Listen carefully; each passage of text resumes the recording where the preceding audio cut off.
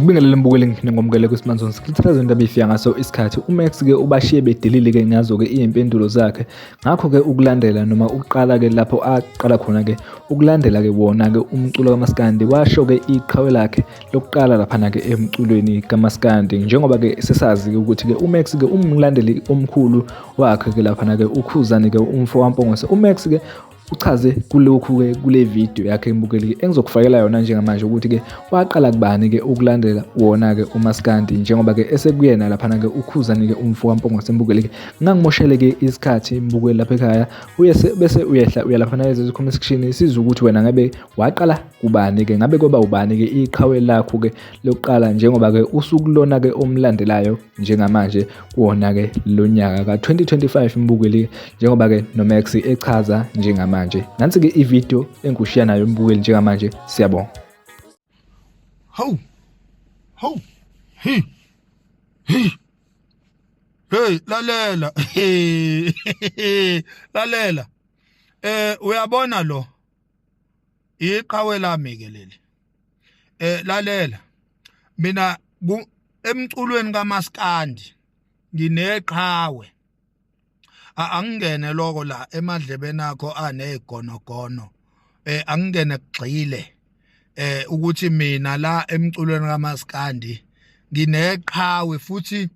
elami ke iqhawe nanti alikho elinye futhi alikaze libe khona elinye laba khona elinye ngalesikhathi leli lingakawuqala umculo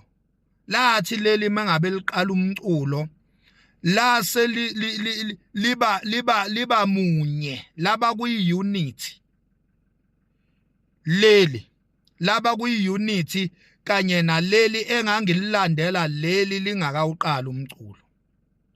kwavele kwayinto eyodwa bakhipha ingoma Wayishebeleza awuyazi yini le ngoma wayishebeleza awuyazi yini le ngoma wayishebeleza awuyazi yini le ngoma wayishebeleza awuyazi yini le ngoma wacula neqhawe lami eselalala baba into eyodwa Abafana bangezansi babu hey insizwa zingenhla hasambe siyodlala abafana bangezansi